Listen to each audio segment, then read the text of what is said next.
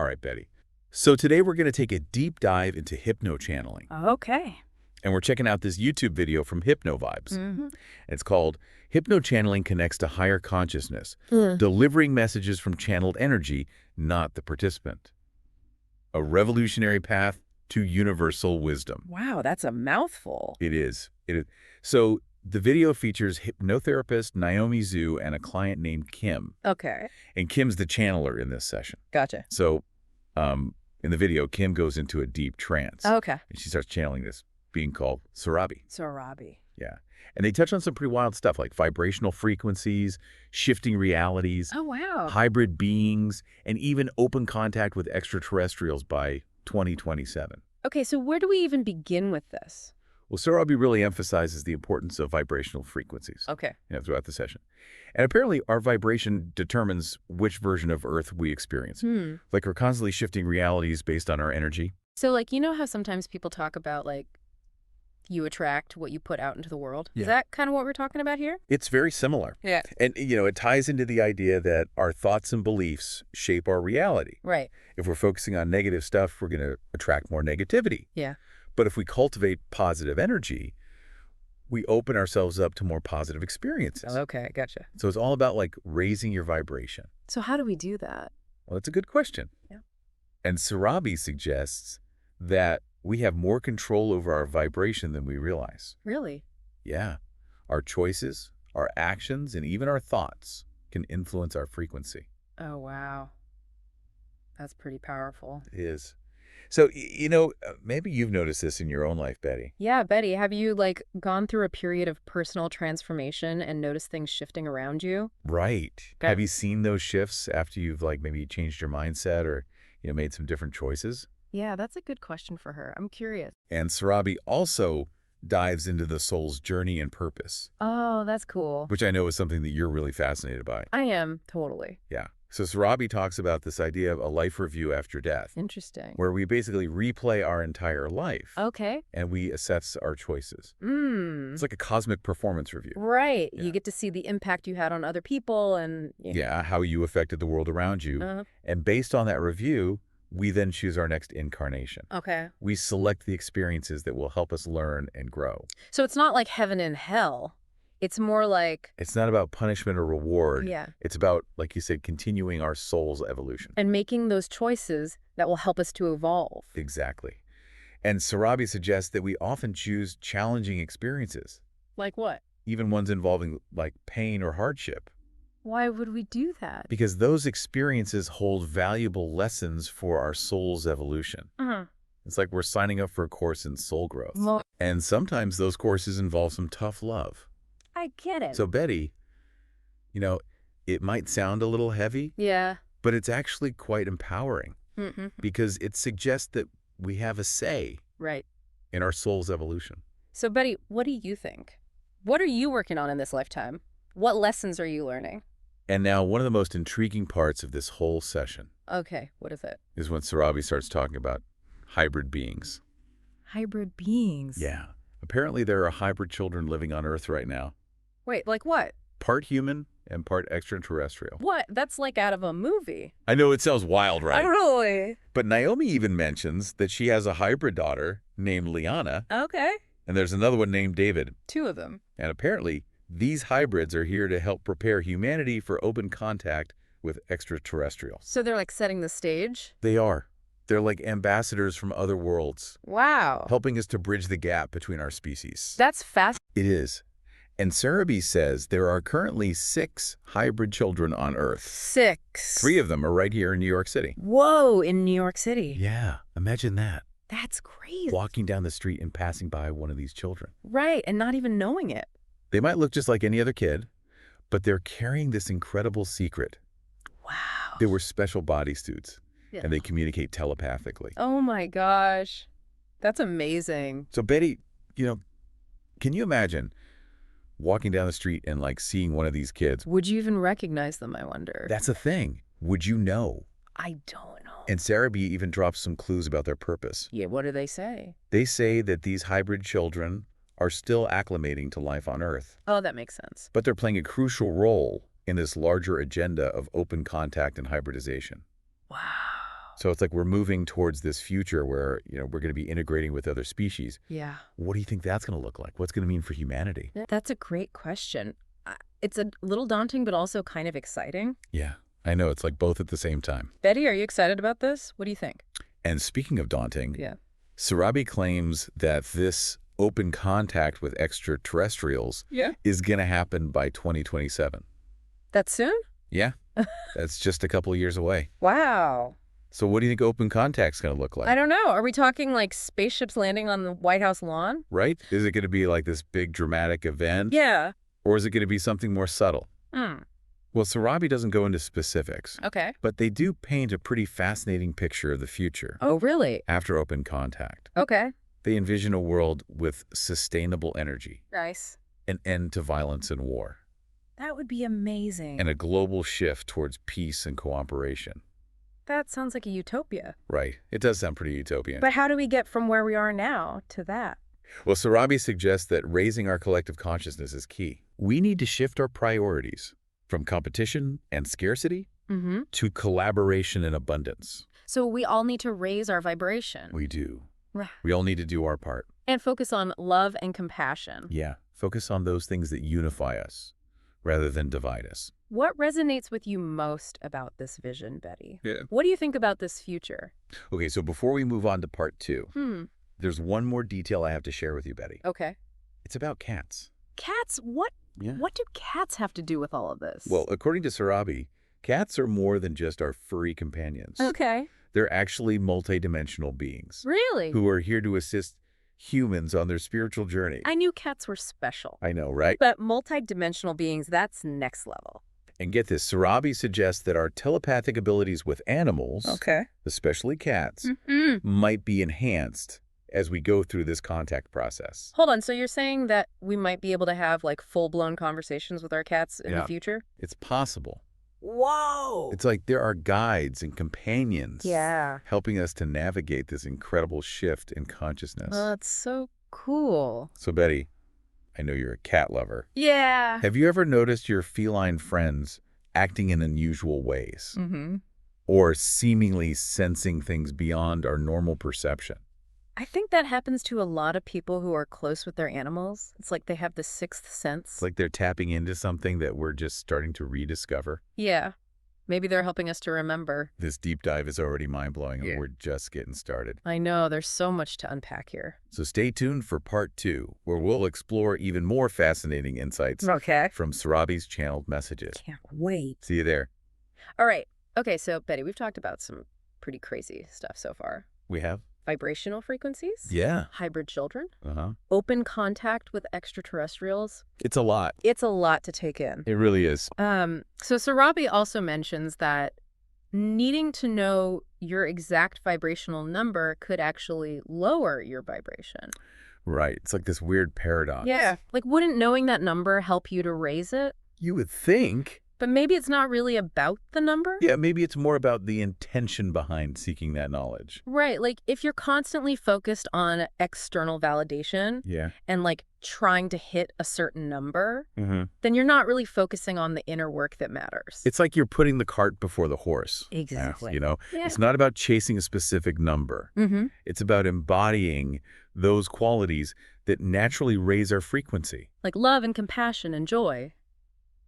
Exactly. So maybe that's part of what this whole open contact thing is about. What do you mean? Like, maybe it's not just about spaceships landing on Earth. Right. But about humanity as a whole evolving to a higher level of consciousness. So it's an internal shift as much as an external one. That makes a lot of sense because Sarabi doesn't actually reveal how open contact will occur. Right. They just say it's gonna happen by 2027. But it sounds like it's not just gonna be like a physical event. Right. It's going to be a spiritual and energetic shift as well. We're stepping through a doorway into a new era. It's a pretty mind-blowing concept. It is. So remember how Sarabi called cats multi-dimensional beings? Oh, yeah. I wanted to ask about that. Yeah. What's that all about?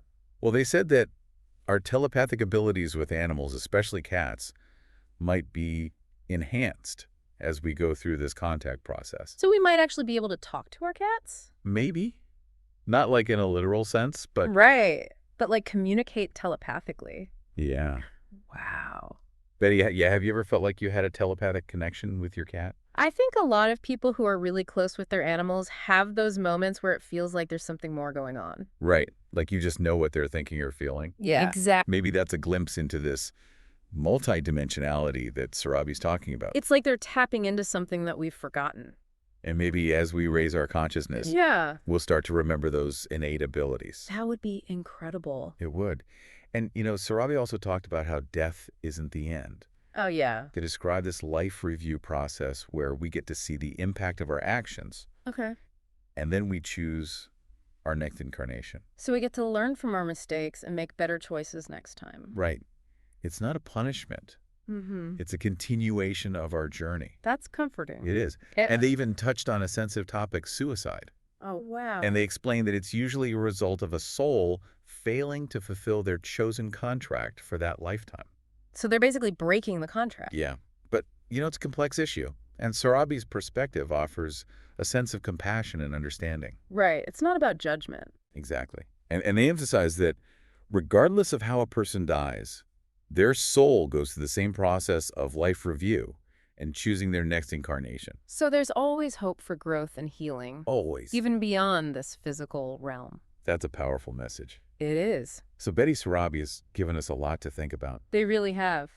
And I feel like we're just scratching the surface of these profound concepts. Yeah. There's so much more to explore. I can't wait to see what other insights they share in the rest of this session. Me too.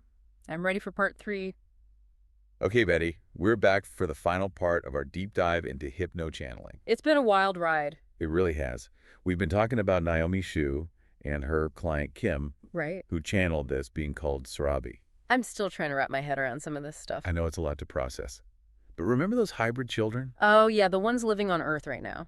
Sarabi said there are 6 of them, 3 of them right here in New York City. I know, that just blows my mind. Can you imagine living in New York City and not knowing that you might be brushing shoulders with these hybrid beings? And they have special bodysuits. They do, and they communicate telepathically. It's like something out of a science fiction movie. It really is. But Sarabi said they're still acclimating to life on Earth. Which makes sense. I mean, can you imagine? That must be so strange for them. To be straddling 2 worlds like that. To have these incredible abilities and this huge secret. Right, and to be part of this grand cosmic plan for open contact. It's almost too much to comprehend. It is. But, it's these kinds of ideas that really challenge us. To expand our perception of reality. Exactly. To consider possibilities that we might have dismissed before. Right. Like we have to be open to things that we might not fully understand. And Sarabi didn't shy away from those far-out concepts. Like what? Remember how they mentioned that the first generation of hybrids wasn't quite right, genetically speaking? Oh, yeah. They didn't have the physical abilities to live on Earth. Exactly. They couldn't survive here the way this second generation can. That's fascinating. It makes you think about all the complexities of interspecies genetics. Right. And how much we still don't know about the universe. It's humbling. It really is. But even though those first generation hybrids aren't physically here, Sarabi said they're still involved in the open contact and hybridization agenda. Oh, wow. So they're still working behind the scenes. Yeah, and they're working alongside the Greys. The Greys, you mean like? Those extraterrestrials that people often talk about. Oh, wow. So it's like a multi-species effort. It seems like there's this massive coordinated effort underway. Spanning multiple dimensions. Exactly. It's pretty mind-blowing. Oh. And it all ties back to Sarabi's emphasis on raising our consciousness. Right. They said that open contact hinges on humanity reaching a certain vibrational level. It's not just about technology or logistics. It's about our collective consciousness evolving. Yeah, to a point where we're ready for this profound shift. So it's up to us to do the work. It is. If raising our individual vibrations contributes to the collective shift, then personal growth and spiritual development become even more important. Right. It's not about waiting for someone to save us. Exactly. We have to take responsibility for our own evolution. And remember what Sarabi said about needing to know your exact vibrational number. Yeah. It could actually lower your vibration. So maybe it's not about obsessing over numbers. It's about trusting our intuition and listening to our hearts. And allowing ourselves to be guided by something greater than ourselves. Exactly. And Sarabi's parting words were pretty powerful. What did they say? They said we can call on them if we ever want to connect again. Wow. Imagine that, Betty. Having a direct line to a multidimensional being. It opens up so many possibilities. And, maybe through practices like hypno-channeling, we can all tap into that higher wisdom. That would be amazing. It would. And, if you're interested in exploring these concepts further, you might want to check out Naomi Zhu's book series, The Next Level You. It's available on Amazon. It is. It's a great resource for anyone looking to raise their consciousness and connect with their higher self. So, Betty, we've covered a lot of ground in this deep dive. We have, from vibrational frequencies to hybrid children to the possibility of open contact with extraterrestrials. It's been a mind-expanding journey. It has. And we hope it's left you with a sense of wonder and a desire to explore further. Because the universe is full of mysteries. It is. And who knows what incredible discoveries await us. As long as we keep an open mind and trust our intuition. Exactly. So thank you for joining us on this deep dive, Betty. And keep exploring. A vibratory level, that open contact and disclosure becomes possible. So from now until 2027, the major contact event, are there different ways that humans will be contacted by ETs, or have their... There have always been different ways that humans are contacted by ETs. Contact is ongoing. If you're talking about the major contact event will be a mass event. We are not disclosing exactly how it will occur at this time. But leading up to that point, yes, there will be multiple forms of contact. Some of it will come in dreams. Some of it will come in out-of-body states, in astral projection. Some people will have physical sightings of UFOs, potential physical sightings of beings. The last thing, say one more time. The potential one? Physical sightings of beings. Mm-hmm. Well, what is that? People might see grays in their room physically. So that is because they are part of the project? Correct. And they've contracted to see us in that form. And they are at a vibrational level that we can see them, that they can see us in that form. Is it possible to request a meeting? Can we send an invitation? You are both already being contacted, and the form of contact is already agreed upon. Yeah. Agreed upon? You mean the physical? I won't disclose anymore. The form of contact that you're both having and that you're going to have leading up to 2027 has already been agreed upon. Yeah, but why we cannot know more? It's part of the process. Yeah, we're very frustrated. Yeah, I want to see you. I feel like I have this one experience once when I was waking up from sleeping state and I heard an alien voice talk to me, hello. But that was it. So I didn't think too much about it. The contact process is unfolding with you exactly according to agreement. So was this agreement planned pre-birth? Yes. Yeah. Oh. It cannot be in this life. And that's this kind of a major event always is pre-planned. Yeah. I'm glad to be of assistance somehow. So in the future, how can I, also, can you tell us more about the Galactic Federation, what they do for planet Earth? Well, we're assisting in, first of all, your vibrational process. Because after open contact, the goal is to help you transition into sustainable forms of energy and an ethic of nonviolence to stop the war and aggression. So what do you say about what just happened? Like Iran was attacking Israel. That's going to just end like this? Or it can be more than All of the leaders. Will there be more violence? Yeah. There will be, unfortunately, more violence. The only way it's going to end is when the leaders of all the countries involved raise their vibration and understand that this is not going to solve anything. So that's not going to happen before 2026. Well, this conflict will end before the open contact. Yes, it will. But raise the government leaders' vibrations, I don't think will happen very soon before the open contact. Not everyone's, but the conflict itself will end. So how does Joe Biden, if he doesn't have a soul, and he's being operated by some consciousness, how does that work? That's not information that I can give you at this time. It's not going to be useful for you.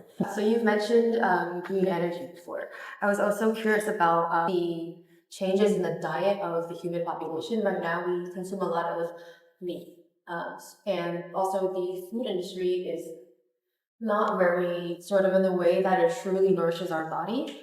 So is there also an agenda in terms of... When you raise your vibration, you will want to eat healthier foods. And yes, part of transitioning to sustainable energy, you will have to stop the mass production of meat. That's the #1 contributor to climate change. And the energy crisis.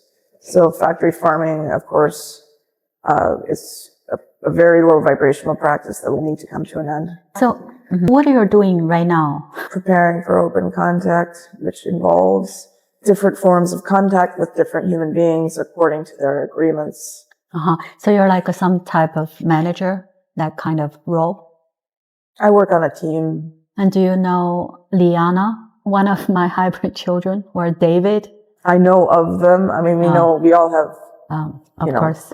I know of them. I'm not intimately connected with them. I'm just asking out of curiosity, do they look like Naomi? Like her face? Can you see? They have some of her features, but like all hybrid children, they're small, and they have very large eyes. And they're going to wear human clothes? Well, they have their own clothes, their own bodysuits that they wear. Okay, so... what are they doing now? Because they're already in existence, however, they're not exposed to... Some, only some. Are you talking about all of the hybrid children or just Naomi's? No, the one I saw on the street. There are currently 6 hybrid children who are here on Earth right now, who are just becoming assimilated, getting their bodies used to being on Earth. Yeah. And why this 6? We rotate. There's 6 at a time. Oh. How about in New York? 1? There's 3 in New York. Wow. Are they stationed all over the world? There's a few central locations. They're going to be repealed in major cities. So, yeah, we might be able to see them on the street. You might. And can I talk to them? They're not ready for that. You can try. They might, if they realize that you can see them. What? Say one more time. If they realize that you can see them. Oh, okay. So if they can see me, or if they know that I can see them, then the communication will be allowed. Possibly. How will the others experience that? So, for example, if Naomi's on the street talking to a hybrid, do people see her talking to them? The hybrids communicate telepathically. Okay. So, yeah, I never had that experience besides in a psychedelic journey. So we just know, right? So there are words that will come to our mind. Correct. And we just have to trust. Yes. But I cannot communicate it that way. So I was speaking words. If you're speaking words out loud, yes, other people can see you speaking words. And if they're not vibrationally at a point where they can see the hybrid being, then yes, it would look like you were just speaking to nothing. I just have a question about the vibrations of people. If, let's say, we're on the same Earth, how is it possible that there are people of different various vibrations? Because there's a vibrational range and different versions of Earth that it sustains, and people be on, lower and higher vibrations within that range.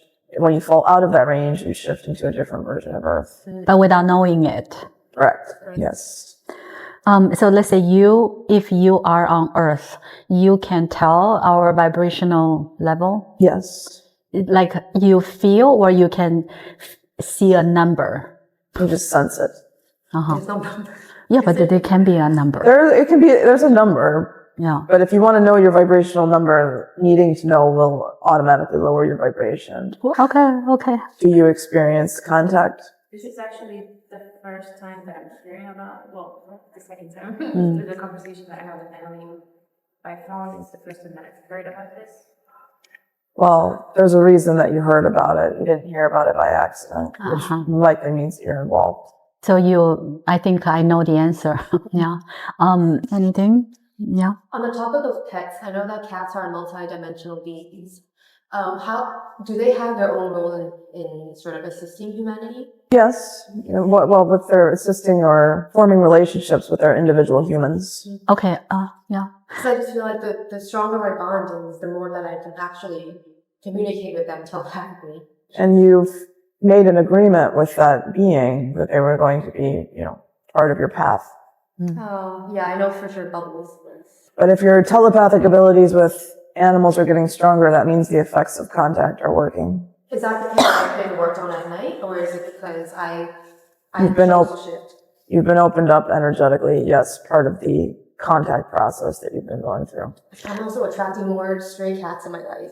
Do I take them in? If you have the resources, Yes. Don't take in more than you're able to care for adequately. Yes. Yes, I forgot my question. I was going to ask something very different. it disappeared. And sometimes if we have something we want to ask and then disappears, disappears for a reason. Probably wasn't relevant. Okay. All right. So how can I, it seems like you're being very helpful and you really give us a lot of insights. So how can I communicate with you again? Just like giving the same kind of a command? Do you have anything that we can call you? You can call me Sarabi. Sarabi? Yes. How to spell it? Sarabi. Sarabi. You are male energy? Female. Oh, female. Oh. Do we, me or Jessica or anyone had some sort of connection with you before? To the extent that you are part of the hybridization agenda, but not beyond that. Very good. And thank you for all the information. And it was nice speaking with you today, Sarabi. Thank you. All right. So helping raise the collective vibration of humanity. It's not any one person's job to change the whole world. It's just to do your own part. Right. But sometimes I do feel, is this worth it? It seems most people still they're not on the same page. But I'm sure the open contact will change a lot. And you can only do as much as you can do because other people, what they do with the healing that you offer is up to them. It's their path. You can't force anyone to change. Mm-hmm. So you put out there, you offer this opportunity for people, and those who need it will be attracted to it and will use it to better themselves. Yes. So I know that as you raise your vibration, you go into a different version of Earth that is lighter. So let's say if someone in your life sort of isn't vibrational compatible with you, does that sometimes manifest as physical death? Because they go to a different timeline? It can. Other times, but that's not always the case of physical death. Physical death sometimes is just that the spirits, their journey is done, and they are actually transforming back into spirit form. It could also be, a different version of them is living in a different version of Earth. And for most people that because there are multiple versions of everyone, different versions of them are having different experiences. So is it possible that someone who has passed away in your life they're still alive somewhere in a different Earth? Not the version of them that you knew. No. The version of them that you knew has passed on into spirit form. And so the ghosts, why they're allowed, why their spirit guides don't assist them? Eventually they do, but it's part of their path. The spirit guide isn't going to do anything that the soul isn't ready to do. If the ghost wants to hang around there, but the spirit guide isn't going to force them to leave. It's usually the ghost is hanging around there because they have something that they need to realize, or they're very strongly attached to something that happened on Earth, and they need to learn to let go of that attachment. So it's just part of their process. So the death is not... Okay, no, that's not a question. So the question is, let's say if someone is a criminal on Earth, and this person obviously is learning his or her lessons, but what kind of a lesson can be? That's as different as it is for each individual. Sometimes it's just they want to experience a certain type of life, and they want to experience what it's like to harm people so that they can realize that that's not what they want to do. Let's say a serial killer. Yeah. So right, they can realize that that's not something that they prefer. Because that after that, they did not experience any joy. Right. And then when they go through the life review, they get to see all of the pain that they caused to everyone that they killed, and they realize that that's not something that they want to put out into the universe. But there will never be, let's say, I just had a client, and he was very in a deep kind of a depression, and he feels what's the point to live? He really feels it's better for him to end this life. And of course, I talk to him.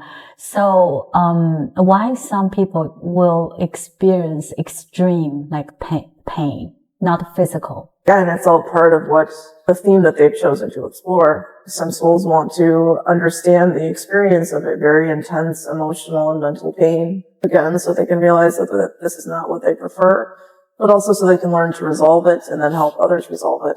So let's say if this person really became hopeless and the person ended his life. So what's going to happen when the soul leaves the body?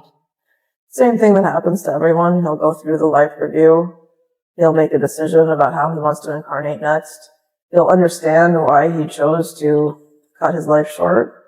And he'll have to, whatever he didn't learn in this lifetime because he exited early, he'll have to learn in a different incarnation. So as a soul, will this soul feel some sort of embarrassing feeling? No. Okay. So, is that part of the soul contract? I'm sorry, I missed what you said. Like, for a person to end their life, is that part of their soul contract? Or No, usually that's a failure. They don't fulfill the soul contract. So we never make a contract to end our life. No. So that can never be, pre-planned. Yeah. Not likely. In very rare circumstances, yes, it could be. But for the most, usually it's just a failure to fulfill what you set out to in this incarnation. You decide to cut it short. There can be rare circumstances where there's an agreement between two individuals. One of them wants to know what it's like to lose a loved one through suicide. So that could be part of the soul contract in that case. All right. I'm going to ask very different things. So what is happening to the certain people on Earth? Let's say the royal family in England. They're a family with a lot of power and a lot of dark energies that they need to work through. Wealth and power are never the path to actual advancement and fulfillment. But I don't understand this part. So they have a lot of power, but the power is because people give them the power. But they're a royal family, so, they're kind of given it by the system, the societal structure, and the accumulation of wealth. It will not fulfill them. So their path is just them trying to be fulfilled by essentially material things and fame and, accolades from the public. But these things will never actually give them inner peace and joy. So where is Kate Middleton?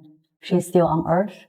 Yes. Oh, so what is happening to her? She will come out eventually? Eventually, she'll reappear. Okay, but can you let us know what is happening? Not at this time. So I know this is not something that's really going to serve us for us to learn anything from it. It's just out of our curiosity. That's why you cannot disclose this? Yes. So I ask questions until I cannot go further. But I also want to know why we cannot know certain things. You're not supposed to know everything. That's part of the human experience.